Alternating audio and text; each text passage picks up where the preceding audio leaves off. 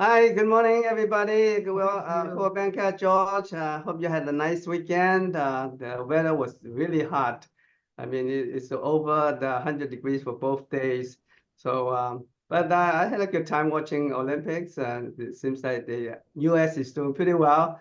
They're leading with all medal counts. I think Mhm. the last count was like what, 70, 75 or something like that, right? Yep. But China is a second, close second. Actually, China has two more gold medal than the US. So both are doing pretty good.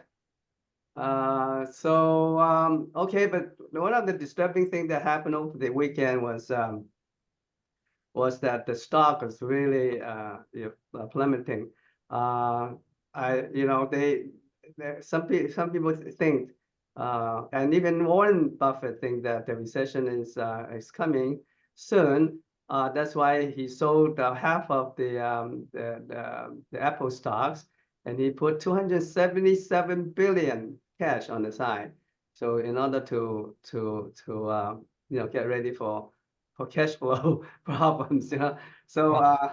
my God, this is really something. And actually, this morning, the stock went down to over 1,000 points, and even now it's about 850 points down. So things are not looking very good. And now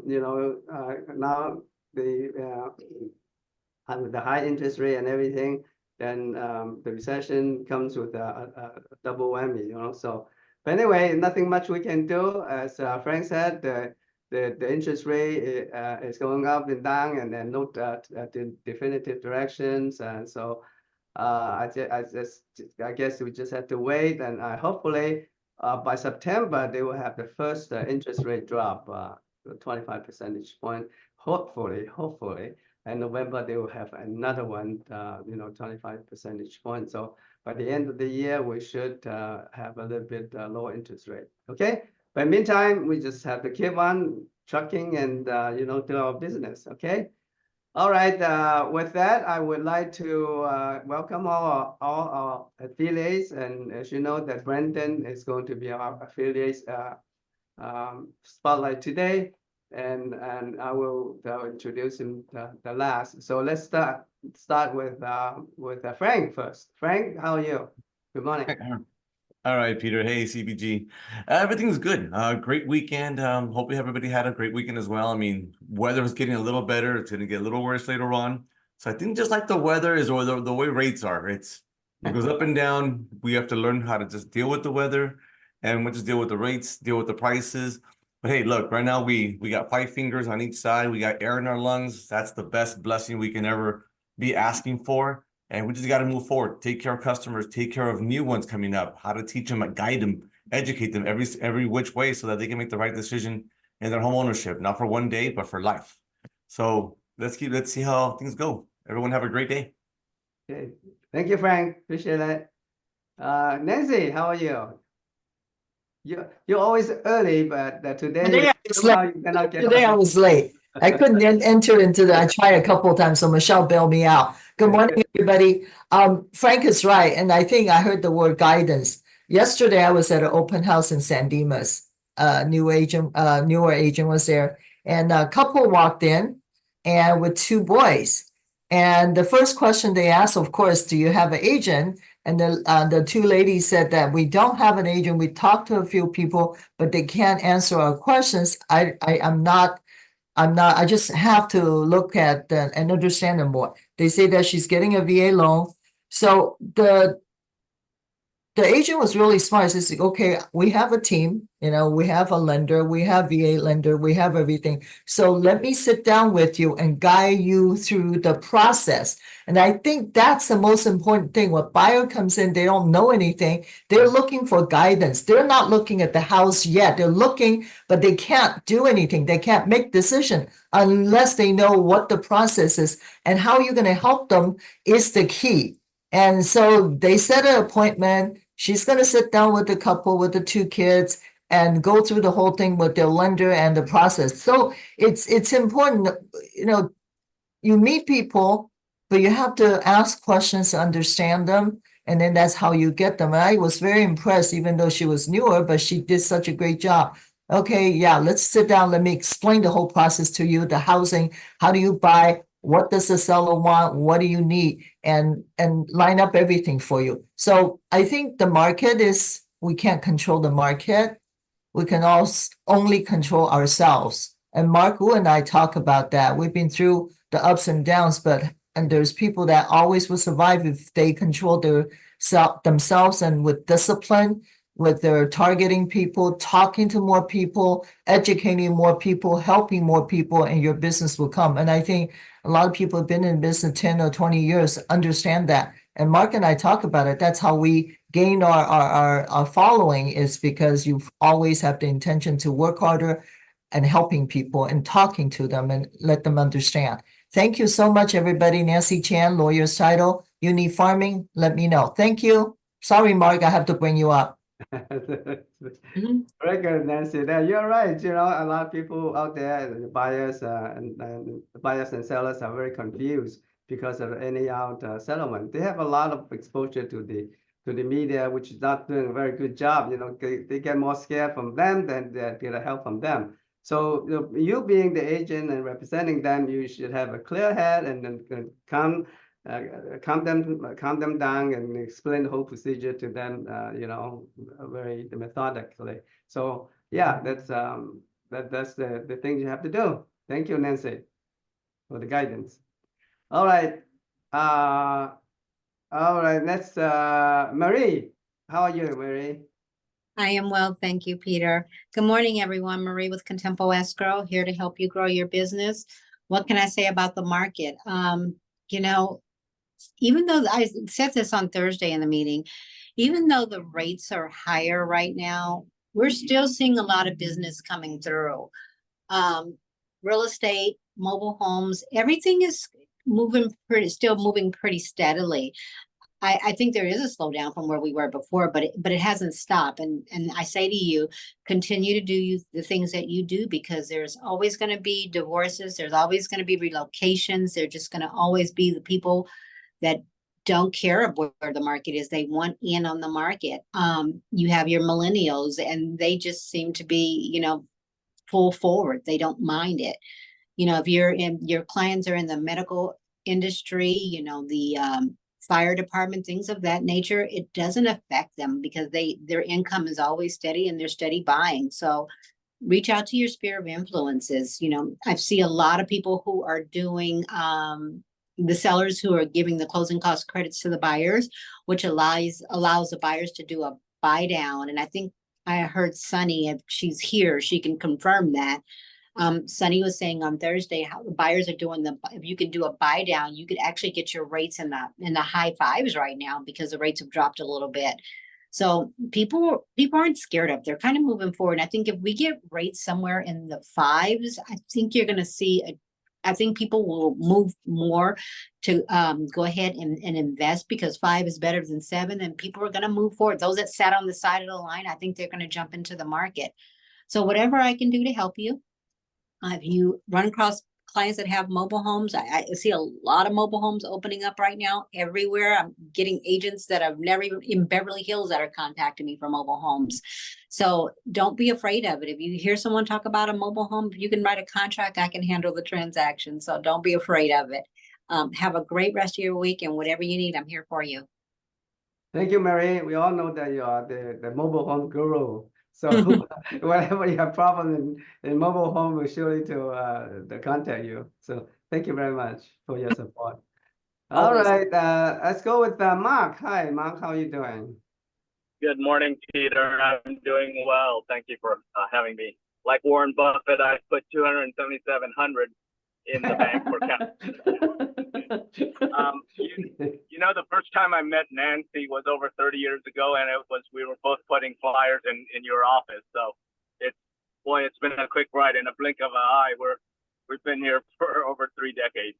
Anyways, I'm here to assist your team with their insurance needs, providing insurance solutions and coverages in this challenging market. Imperative that your agents are proactive and not reactive. And so what agents have asked me, well, what can I do when I'm representing my buyers because they have their own agent?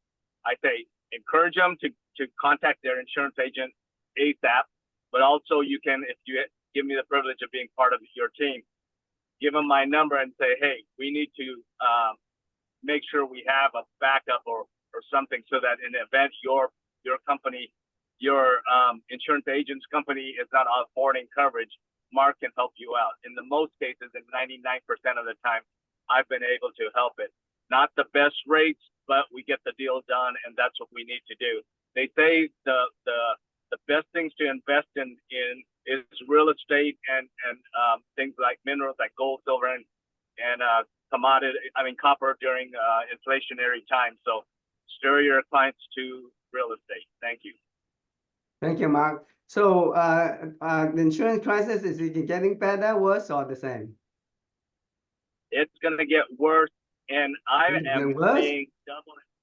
am seeing premiums that I've never seen prior to this year in my 36-year career. Oh my God. It's incredible, and people are taking it.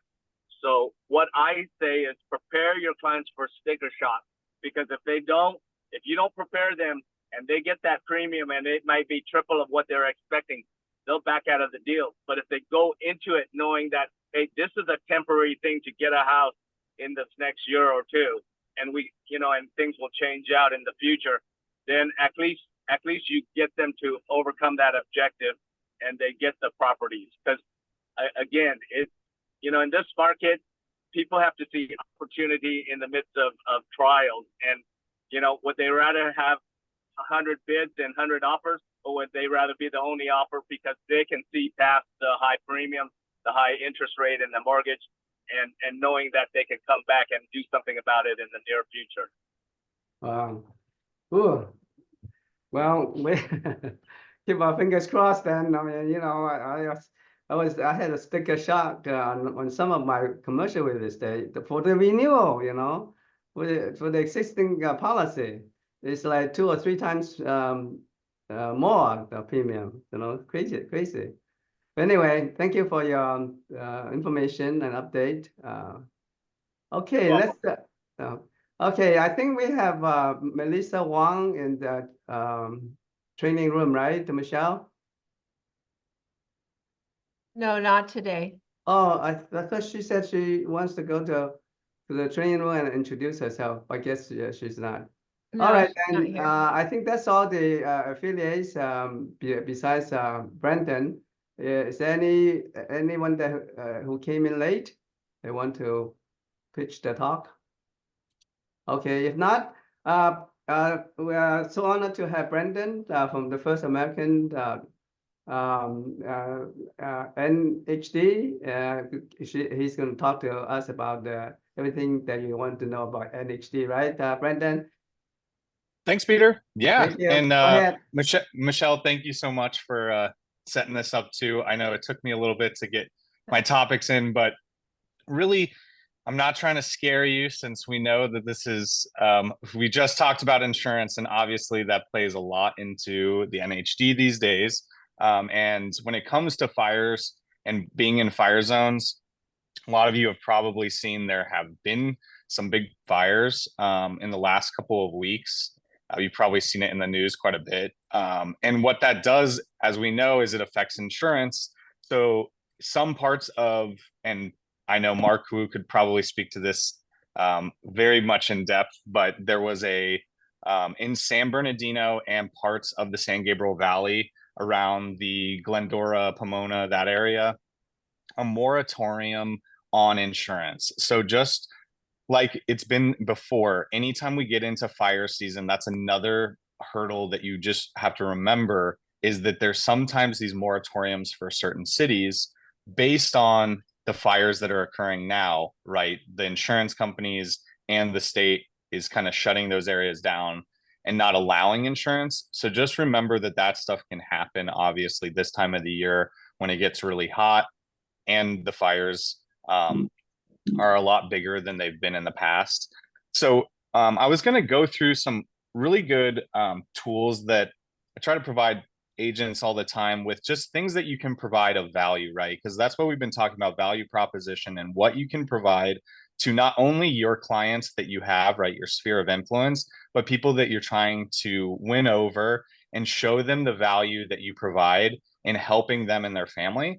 And there's a really cool app, and this is something anybody can download on the App Store. It was developed by Berkeley, and I actually came across it a couple of years ago. Berkeley and Caltech have been developing these apps to be able to provide the community with a lot of firsthand knowledge. So it's an earthquake app. It's called My Shake, and I'll show you in a second.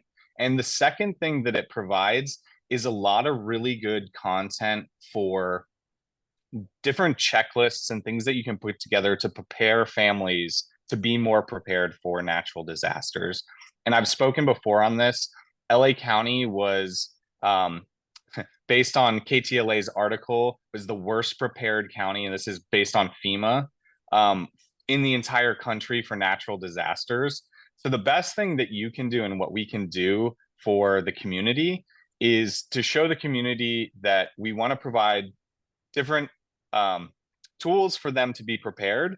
And by you doing that, again, that's another touch and another opportunity for you to show the value that you provide as the agent.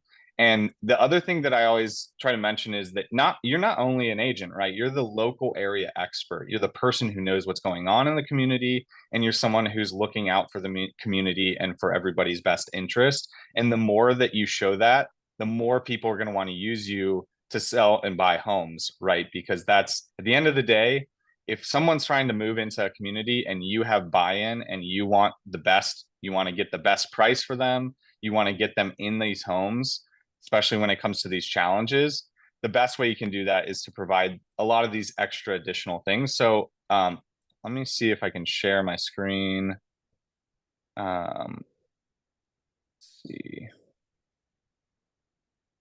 So Brandon, you can download those apps from the App Store, and Yep. they are free. So straight from the store, let me show you. It's called My Shake is the My first Shake? one. How do you Can you spell guys- my MY and then shake, like shaking. shaking hands? Okay, My Shake. All right. And then let me know if you guys can see the screen. Can you see? Yeah, we can see it. Okay. So this is the My Shake app. And if you can see, it's just like a lot of these other maps, and I'll show you the Cal Fire one, but it shows recent earthquakes. So you can see the 3.5 one up in the desert there, and then the other one out past San Diego. So anytime there's a earthquake, it'll alert you, and you can update it and put in the I felt shaking or anything like that, and it gives you a description of where it was in Barstow, how big it was, and it kind of gives you these mapping. But why I really like this is because of the safety guide. So if you can see, they give suggestions on what you should do to make sure that bookshelves or your hot water heaters are all properly secured, so that in case of an earthquake, these types of things that you can either provide this app and this type of information on one touch, or you could spread it out and provide this on your social media accounts, or you can just bring it and show it to either your sphere, or if you're door knocking or anything like that and you're bringing this content, you can add this in. And there's all these different hyperlinks. So if you can see the disaster plan template, so that's, you know, where people can sit down with their kids. And I know lots of parents are looking for ways to get their kids to do things during the summertime. So this is another cool little project that families could do together to create a plan, to create an emergency checklist of items that they should put together. And if you can see on each one of these, they have these click here hyperlinks, which I'll show you on the emergency checklist. They take you straight to FEMA's website. And this is one of the websites I've shown you guys before. And this is ready.gov. But what's awesome, it's already built into the app. So you don't even have to go to a separate website or anything like that. It takes you right there. and it has a downloadable PDF version of a checklist. And this is where I've said before, you can literally take your business cards and put it right into the flyer, and you can use this anytime. And again, it's just providing more value for your clients and giving you the opportunity to show how much you care about their safety and providing them information that's going to help them and their families. And then, as we all know from school when we were kids, the drop and cover drills, this is another example of that. It also provides a example if you have a cane, what you could do with that, or a walker or a wheelchair. So these are just great little pieces of information that you can provide to your clients. And this is just another way that this information, you can just give it with one touch, right? Just let them know, go to My Shake app, download this either at Google or Apple store. It's free. And then again, all this information they can then use if they have an earthquake and they wanted to put information about it, they can do all that type of stuff. Again, this is just one resource that I think is super valuable and super easy for you to show your clients or to provide to them. And here is another, the CAL FIRE website. So I was going to mention this. So CAL FIRE's website has all the active fires currently going on. If you can see this map right here, this is the Southern California region has had obviously quite a few, as we can see here. And we know San Bernardino County, like I said earlier, was the big county. And this is why, if you can see on this map, I don't know if it'll allow me. Okay, so the San Bernardino fire, this is the Stockton Flats Little Fire, shows you how many acres burned, and it shows you how many acres are contained. So that's 94% contained, talks about the date that it started. But this is just, again, another resource that you could provide to clients so that they can always be aware. And the thing that I always say, the tagline I use is, have your clients be prepared, not scared. So with anything, especially the insurance topic, and when you bring these topics up, just like Mark Wu said, you're kind of setting a precedent, you're setting an example and letting them know this is kind of what's to be expected. This is why it's to be expected, and this is why it's happening. And when it comes to insurance, we all know that the fires are really the big challenge when it comes to getting insurance. So the different products that we know that's now out there, the Fortress Wildfire Disclosure Report, if you cannot get insurance and it's a big challenge for them to even get the FAIR plan, that's where that would be something that you'd want to order and look at that information to be able to see if you do the suggestions that they provide, will you then get insurance? And that's where you're talking to Mark Wu and your insurance guy while you're looking at that information, because at the end of the day, the insurance companies are the ones who are going to determine whether you're going to get insured or not. But all of these types of information, the more information you have, right, the better off you can make an informed decision. And so by providing your clients with more data and more information, it's just going to help them to determine whether or not, right, they can look at these maps, they can see the last few years, the last couple of months of fires, they can determine, okay, I'm buying this in a fire zone, but there hasn't been a fire here in 50 years, right? So those are the types of decisions that by showing them this type of information, they can actually see, right, what's happened in the past and what can potentially happen in the future, just looking at these maps. A lot of the fires, as we know, are in Northern California. So that's another thing that we actually, in Southern California, we do have fires, but they are a lot less frequent than the Northern California fires. The other information that you can see on the CAL FIRE website is there's different videos that you can post and link to in your social media accounts, or even just sending any of these links, right? It's just the basic CAL FIRE website. And you can send this just in an email and say, hey, I was just thinking about you. and this is some great information if you'd want to find out. And then the other thing too that the CAL FIRE website has is you can actually translate the entire website, so that if you have a client who speaks mainly Chinese or Cantonese, right, you can translate the entire website into Cantonese, which is really cool. Yeah, very good. So the other thing that I was going to quickly mention is there are different maps for fires, different maps for earthquakes, like I said, and there's another website that also goes through the geological maps. So this is through FEMA and through the USGS. So this is Geological Survey.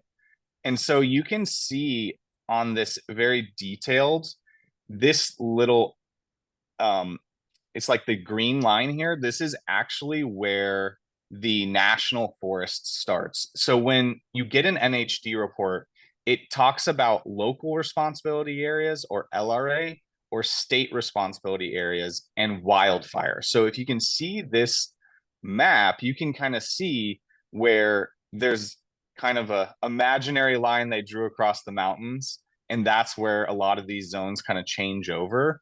But why you want to know about those is who would be responsible for those properties, right? And that's who is doing these inspections when it comes to the fire inspections, when it comes to whether CAL FIRE is doing those inspections or the local city. It's based on these USGS maps, and that they're determining who's responsible based on what these maps say. So if it is in the state or wildfire responsibility, that's going to be CAL FIRE. And then if it's the local, it's going to be more of the local cities that are responsible for doing those inspections. But these are, you know, just great these are great little websites that you can check out if you have questions about a property. So call me and I can look this up. Again, I just go to these same websites and look them up. But if you want to do it yourself, I always give you the option, right? If you like to do things yourself, go ahead, check it out, look at the property, and you can see in the corner here, you can just put any address, right? And so do that when you're getting listings, right? To be able to see, or if you're representing a buyer, you can go to these websites just to kind of get the information, to be prepared to give your client that information and say, hey, by the way, I saw that you were close to this fire zone. So just be aware that these are kind of what we're going to have to do. This is the process that we're going to have to follow to make sure that you can get insurance, right? Or if it's you're helping to sell the home, you're letting them know that this is the information we want to find out ahead of time. So if we have to do these inspections to determine whether or not the home is clear of and fire resistant, right? All of these processes, the more that you provide your client and let them know and set that precedent, you're just going to be a rock star when it comes to these challenges and getting past them. By setting that precedent, like Mark said as well, you're going to have them be ready for anything and everything that can happen, right? The last thing I think I was going to show you guys is the First American NHD website. It's just FANHD. And on our website, we have the frequently asked questions about that wildfire disclosure.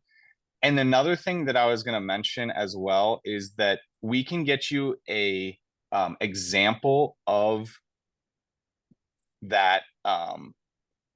We can get you an example of that Fortress wildfire disclosure. And I know a couple people, I'm not sure in this office, who've asked for it, but if your clients want to know what it is, right, we can provide that to you, and they can look through the PDF to kind of see anytime that they're wondering what it is, right? If it's also put on the RPA, this is something that you got to remember, is if it is in the RPA, escrow, if it's not counted out, has to order that report. So just be aware that if you forget to counter it out, if you're representing the listing, what's going to happen is when escrow gets it, they'll order it, but that information, just like an inspection, has to be provided now going forward. So this is, as the listing agent, you have to just be aware of this and just make sure that if the property is not in a high or very high severity zone, you don't want to order this. You don't want to just have it automatically checked, because there's no reason for it, right? You're not going to have an issue with insurance. If it's a condo, this is one I'm seeing constantly, that it's being ordered. The condo, you're not responsible for the trees or bushes or maintaining the property. That's the HOA. And so as the agent, just remember, you want to counter that out if it's automatically checked, and just be aware it's right underneath the NHD disclosure. So it was where it says NHD add environmental, the box right below that on the RPA says wildfire disclosure, and that has been automatically checked in a lot of cases. So just remember that if it's checked, counter that out and let them know it's not necessary to order this. It's not in a high fire, or it's a condo. If it is in a high fire zone and it is needing an inspection, right? This report, don't forget, is different from AB 38, different from the fire hardening and defensible space. So even if you have to do that fire hardening defensible space, doesn't mean that you have to order this Fortress wildfire report. And the reason is because it's helping with insurance. So if the house or the property can get insurance, you should not have to order that Fortress wildfire report. And other than that, does anyone have any questions on a couple of things I've been going over? Brendan, I have a question. Yeah. Now, if both the state and the local city has have jurisdiction on the house, which takes precedence? The city supersedes. Oh, supersede. Okay, good. Yep. Good to know. So we have Just to, like a fire zone. So if the state or the county says that it's not in a fire zone, but the city says it's in a fire zone, it's in a fire zone. okay, so the inspection should be done by the city then, right? Right. So the city does those inspections. And as we know, every city is different. Sometimes there's a charge, sometimes there's not a charge. And that if it's been done within the last 6 months, you can get that compliance check, you can get that inspection check, and they'll use that form saying, we checked it within the last 6 months. Okay. Here's the form, and they check it off. Yep. Okay. Well, thank you. Good. You're welcome. Good presentation. Anyone else have any Right. questions? I know there's a lot. Hey, Brandon, Jeffrey, you said Yeah. CT, what kind of inspection is So the fire hardening defensible space inspection that's required if a home is in a high or very high severity zone. So once that's determined, then you have to go and get, either based on the fire hardening defensible space form, either the seller is going to get the inspection compliance, or the buyer will get that within a year. And the buyer has up to a year after the close of escrow. So the seller would have to obtain that before, the buyer has after. And it's just like a normal inspection by the fire department every year. If you live in a fire zone and if you live in a high or very high severity zone, you have been checked by the fire department. Believe me, they check every year. If your property's in that zone, they're checking it. So that inspection, again, is going to be done either prior to the close of escrow, or if it's the buyer, after, up till a year. so as a seller, how will they know that they are in the that they need the fire that they are in a fire hazard zone?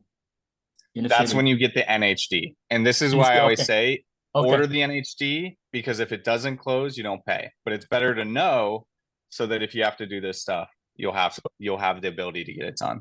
Okay, so it's in the NHD. Oh, thank you. Yep. All right, any more questions for Brandon? If not, thank you very much, Brandon. That's very Thanks, Peter. Useful presentation. Thank you very much. Okay, so do we have any latecomer for the affiliates that want to share some information? Okay, very good. So then I have a few announcements to make before we go into the business side of the meeting. So as you know, that the MLS has implemented a new violation that carry the hefty fines of $2,500 per violation. Now that is that's the rules that if you say anything about the buyer's compensation in the MLS and even in the public comment section, you will be fined 2,500 per violation, and they have no warning for you. Okay, so once you get that, there's no way to shake it off, and you know, if you don't pay the fines, and your privilege with the MLS will be suspended, and you won't be able to use their services, and you cannot conduct any real estate business. So that is very, very important. Okay, so I would recommend every agent to check their listing, make sure that they don't have any mention about the buyer brokers compensation in the MLS. Okay, and do a proactive, you know, survey on that, because after August 17, this rule will be fully enforced. Okay, so very important. And then for this week, Nancy Chen is going to have a lunch and learn on Wednesday at 1 o'clock. Nancy, do you have any comment on the lunch and learn that you're going to give this Wednesday? You have to unmute, please. A lot of people has been asking about, you know, how to buy auction, the foreclosure, this timeline. But if you are clients asking you, you need to understand the timeline. You need to understand how it works. I don't suggest you go and buy an auction for your clients, but at least you will understand it, because I hope this time doesn't come that we're going to get a lot of foreclosures, but nobody knows. Like Frank says, we don't know. So I'm going to about the non-judicial foreclosure. That's what we're dealing with most of the time. I've been through this, like Peter knows, 3 times already when the market crashed. So it is not a big deal, but for agents to understand it, it's pretty good, because your client asks you a question, at least you have all the answers for them. Okay, thank you all. Looking forward to seeing all of you. Thank you. Looking forward to the seminar, Nancy. Thank you very much.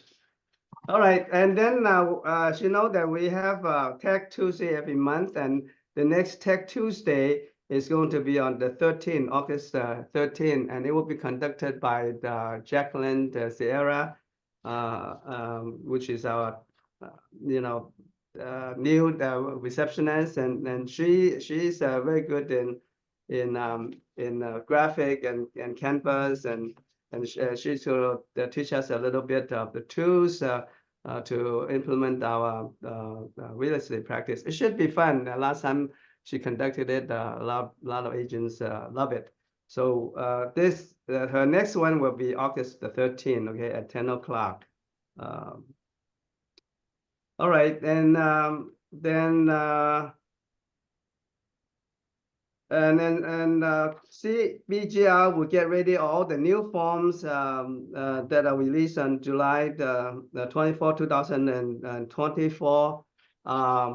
As you know that we have a broker's version, and we are in the process of getting all the templates together and all the checklists with the newest forms that are being released in July.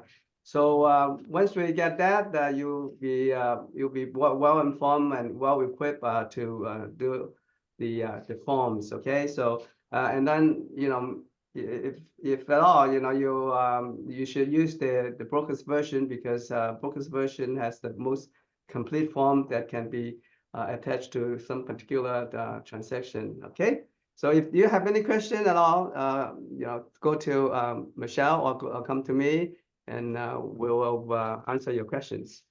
All right, with that, I would like to bring up Doug Myers to see how we're doing in Acadia. Doug? Good morning, everybody. I'd like to start out with some interesting numbers. Do you know that 49% of all the agents do 0 to 1 houses a year?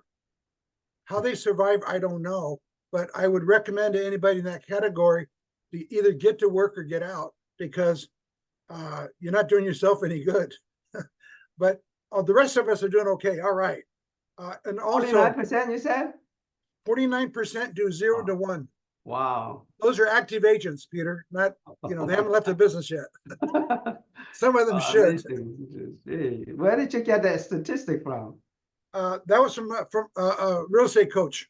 Oh, He also says that, I mean, I feel in the future, the seller will continue to pay the commission because most buyers can't or won't. But if yeah. you do get a buyer's contract that involves paying you a commission, it's really interesting. If you get a retainer fee up front, say $9.95, to be applied against your commission at the end from them, do you know that 80% of the buyers that pay a retainer fee actually close an escrow? The ones that don't pay it, I don't know what the numbers are. You're out showing property, 10, 20, 5%. I don't know who buys, but 80% with a retainer fee. So that's something if you're negotiating with a buyer, you might want to consider. Also from NAR, this NAR nationwide, inventory is up 37%. Prices are flat. Days on the market are up and more price reductions. So this tells us to really, really hone in on your prices when you get a listing. Make sure it's the right price that's going to sell. Use comparable comps. Don't project in the future that it's going to go up because it may not. So I mean, look at the stock market today, right? Anyhow, okay. Some new listings. We have 4 here in Arcadia, on Vista in San Gabriel. We have a 2-bedroom, 1-bath residential sale. Michael Chan has this listing, $895. Michael Chan also has a commercial lease in Roland Heights. It's an office for lease. He got an 8% commission on this one, $2,600 a month. Alden Lai has got a residential lease in Bill Gardens. If you got a client going down there, 3-bedroom, 1-bath, $2,500 a month. And Ming Lee just came in with a listing in Monterey Park on Lincoln Avenue, 4-bedroom, 2-bath, $798. So not bad. So we got some listings going on there. A few sales in Chino. These are all buyer sales. Helen Lee represented a buyer in Chino for $720,000. Nick Burley represented a buyer in Temple City on a I think it was a body shop, $7,200,000. Nick Burley also represented on a commercial building, which the guy owns a big building across the street, so he wants to control the neighborhood, I guess. $6,900,000. And Peter Nick is coming in with 3 more listings, big ones. So, he's keeping busy. I wish all my agents were busy like that. Anyway, you guys keep working. Call your sphere of influence. I can't stress enough your sphere of influence. Hopefully they know you and they like you and they trust you. That's a good head start, okay, from meeting a stranger. So good luck to everybody. Thank you, Peter. Yeah. Thank you, everybody. Yeah, I don't know how the Nick did it, but man, it's phenomenal. Now his commission is up to the roof already. So this year, Contacts. contact. Okay, that's good. Everything is contacts, guys. Everything. Contacts and keep it in touch. Right. All right. Thank you so much, Doc. Thank you, guys. Have a great day. Yeah. Stay All right, cool. Thank you. Thank you. As for Alhambra, we have 3 listings and 6 sales. So the 3 listings are Emilio Campos has business opportunity for $190,000 in Long Beach, and he also have a residential sales of $1.1 million in Alhambra. And Cindy and Cody has a residential listing in Monterey Park for $1.199 million. So thank you, congratulations. As for the sales, the first one is Streamy Cam has residential sales in Monterey Park for $1.325 million.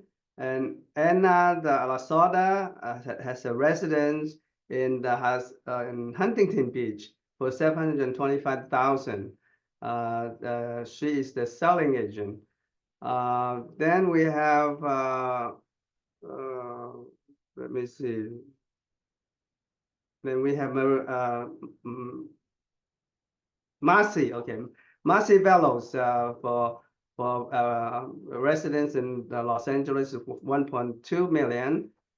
Then we have Raymond Kwan as a residence in Fountain Valley for 1.610 million.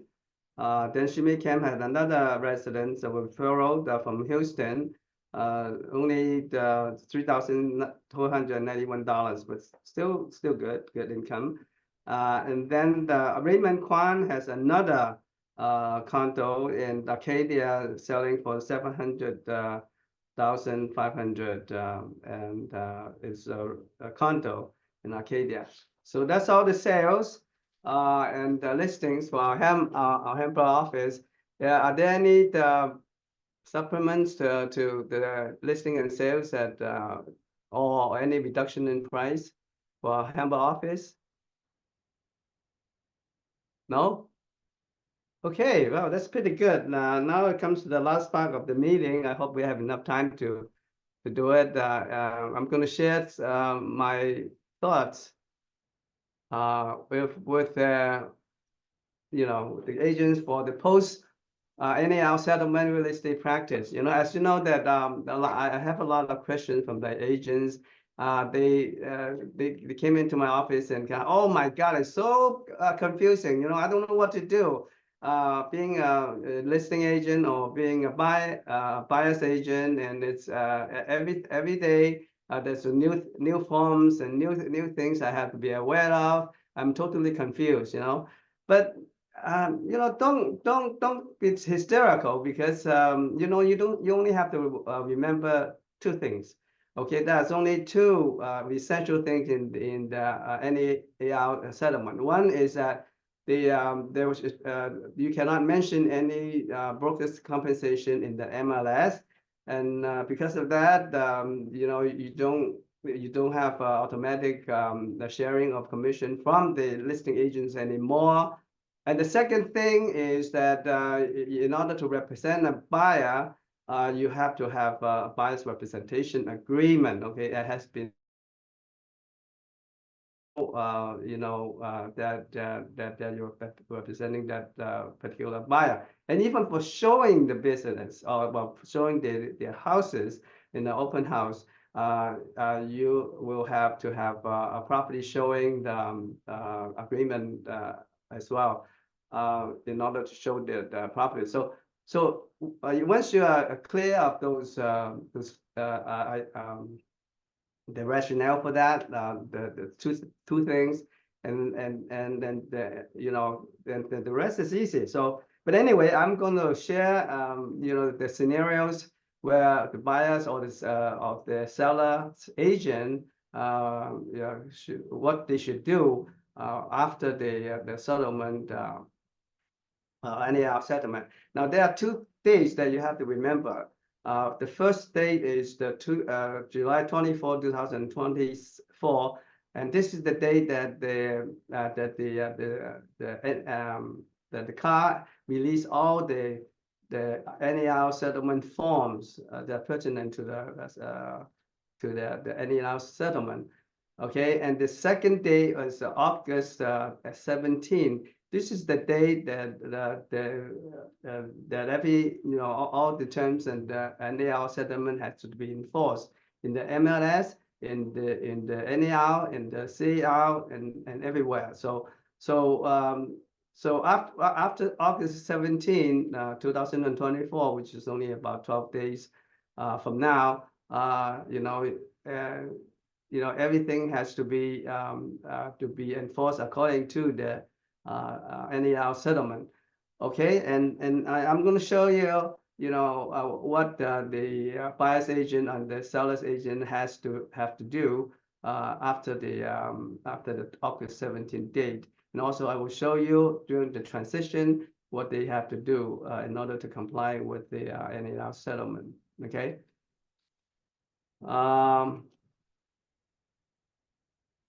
Okay. Now, what are the buyer's broker? What does the buyer's broker has to do after this August 17? Now, there's 3 scenarios. One is that you have a current your client, and you which is representing the buyer, and you don't have any buyer's representation agreement with this current client. And what you have to do is to sit down with him or her and tell him or her about the latest development in the NAR, the reason why there was a settlement, and the reason why after that the practice of the real estate has changed considerably. Okay, from after that date, August 17, then you cannot show any property, or you cannot represent any buyer to offer any property without any agreement from the buyer. And if you want to offer the property, you have to file. You have to sign the BRBC with the buyer. And if you have to show the property or show the client the property in the open house, you have to have the PSRA, which is the property showing and representation agreement signed before you can show the client the properties. So this is the new rules, and you have to explain to them, what's the rationale of the settlement, and what are the new practices, and tell them that don't panic. Even if the buyer doesn't have the ability to pay for the commission, for your commission, you have a way to ask the seller to pay for it. The procedure is just the procedure is different. Instead of an automatic sharing of the commission from the listing broker through the MLS listing, now you have to use the new RPA form, where you can check the paragraph 3G3 and the box there, and then you attach the buyer's attach the seller's payment to buyer's broker, which is SPBB, in order to ask the seller to pay for the buyer's broker's commission. So it's not automatic anymore, but you just have step to ask for the commission, and most likely the seller is going to pay for the buyer's broker's commission. But if they don't, and the buyers will be obligated to pay the buyer's broker's commission according to the BRBC. Okay, so this is simple procedure. Is that you just have to explain it to the buyer clearly, and get the BRBC or the PSRA signed. And the second scenario is that you're working with the current buyer with a buyer representation agreement. Now, most likely this buyer's representation agreement is obsolete, because you are that's before the NAR settlement. So you have to modify the representation agreement with the DMBR, which is the disclosure and modification to buyer's representation agreement. So once you modify that, and it will be clearly understood, in the language contained in the DMBR, then the buyer's representation agreement will be valid, and it will be up to date, and then you can use it to offer, to represent the buyer and offer to purchase the property. Now, and of course, there's alternative. Is that another alternative is that you use a brand new BRBC or brand new PSRA. Okay, instead of having to modify the existing buyer representation agreement, you just have a brand new one. That's also feasible. That's also be allowable. So, and the third scenario is that you have, this is a brand new buyer, and the buyer you have not transacted any business with him or her. So with that, it will be just the same as which is a scenario one, which I mentioned before, and is to tell them exactly what the NAR settlement is about, and you sign and then tell them what is the way to obtain the commission for the vice broker, and tell them about the new RPA and also the SPBB and how to use them to get the sellers to pay for your commission. Okay, so those are 3 scenarios. Now, what about the listing broker? For the listing broker, there's 2 scenarios. Is that you either modify the existing RLA, which is the residential listing agreement, with the form the DMLA, okay, which is the disclosure and modification of listing agreement. So with that, after you modify it, it will be good to go. And or if another alternative is that that you use a brand new RLA form, and use the one that is most updated.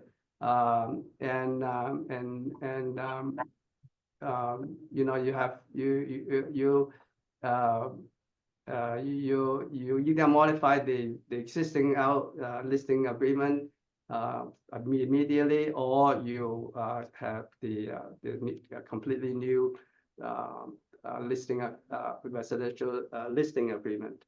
Okay, so it's very simple. And then yeah, it's if you don't have to modify the existing RLA. You can have a brand new RLA and to service your need, because the new ones has the most comprehensive and is updated by the car already, and it's released already, and everything is available in the broker's version. Okay, so that's very simple. Now, what about during the transaction? Remember, you have 2 days. One is the July 24, 2024, and the other one was August 17, 2024. In between these 2 days, it's called the transitional period, because during this time,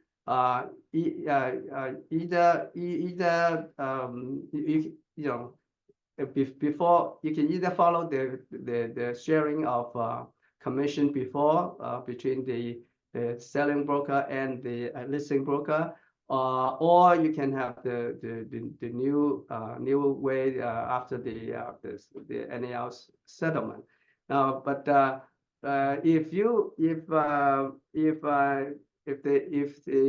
the MLS is still the old form where you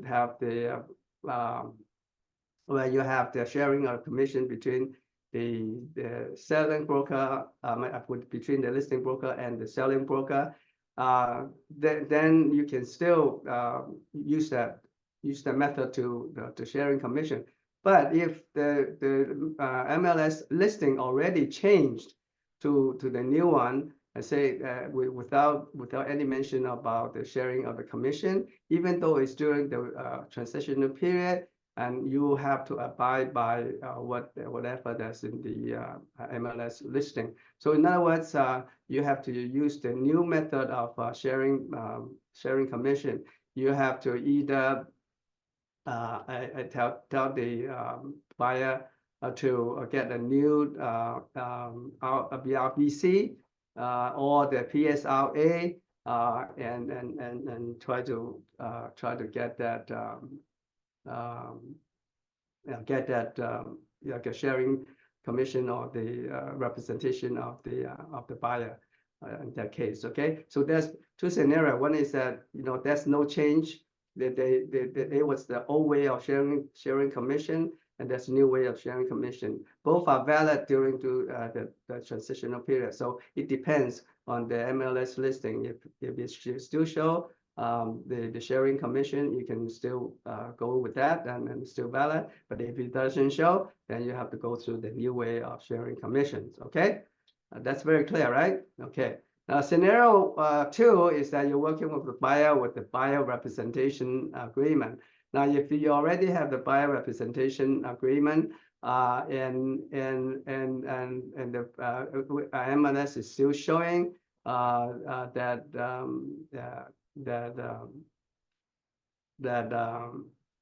you know, if it's still showing that the old way of sharing commission, you can still use that. It's still valid. And if there's any new way, then you have to abide by the new way of sharing commissions. So what about the listing broker during the transitional period? Now, actually for the transitional period, it's recommended that the listing broker switch it to the new way of sharing commission as soon as possible, because the deadline is approaching pretty fast. We only have about 12 days. But if you haven't changed yet, well, it's still valid. You know, you just have to work with the buyer's agent on the old way of sharing commission. And the way that you change it to the new listing is use the DM dash LA to modify the listing listing commission, the listing agreement, and you can either way you can still continue to market through the MLS during the transition period. But remember that after the August 17, you no longer have the choice. You have to abide by the new way. Okay, so that's very important. That's why I recommend all the agents to right now being proactive, change it to the new residential listing agreement, either through the modification of the RLA or use the new completely new RLA as stipulated in the option 2. You know, option 2 is that you completely use the new RLA, and the new RLA is very comprehensive. It tells you exactly what to do and what to expect. And then you have to put 0 in the field, in the MLS field cooperating the broker's compensation. Remember, this is very important. You cannot mention any commission or sharing commission or any buyer's broker's commission in MLS listing, even in the public comment. Okay, so that is very important. If you do that after the August 17, you'll be fined $2,500. So remember that, very, very important. Okay, so actually this is not very complicated. So it's, once you understand the rationale of it, it's pretty straightforward. And if you still have you're puzzled by how it operates and things, and be sure to get some help. Either go to Michelle or come to me, and we can help you deal with this. Okay, so don't panic. All right. Okay, that's all that I have to say. And any questions for me? Yeah. Yeah. Franco. When you were discussing, I think it was option 1, it was number 3 at the bottom where it says discuss with your buyer. Yeah. That they may have to pay your broker's agreement commission. Yes. It's really touching. And I would feel if I was a buyer, I would say, why should I pay you? I'm going to go find another broker. No, he can also do that, but tell him that if the other brokers are going to do the same thing, because that's the name of the game. And after the NER settlement, I just think they will not be able to show the property, or they will not be able to present your purchase agreement without a buyer's broker's agreement. Okay, so I want to go show an open house, and there's no mention of commission. We write an offer. We don't put anything in commission. We're ready to close the deal, and the escrow says there's no commission to you. So I did all this work, and the company and me don't get paid. Yeah, that's exactly right. If you don't have a BRBC, you cannot get paid. Don't show them property. I should have been an engineer. Franco, this has been done in different states already. It's not new. It's just getting used to it. Yeah. And in New York and other states, buyer pay their own, seller pay their own. And commercial real estate, you know that each pay their Yeah. own. So Yeah. you just have to get used to it and get the documents signed, study it, go to classes, and so you understand it. It's no big deal. Everybody's Yeah. doing it already. There are people already doing it now before August 17. Yeah. Michelle, Wait, Michelle. there's a question in the room. can you ask Peter when I go to a listing presentation and the seller asks me, how much are you gonna charge me? I know it's negotiable, but should I put 3% or 6%?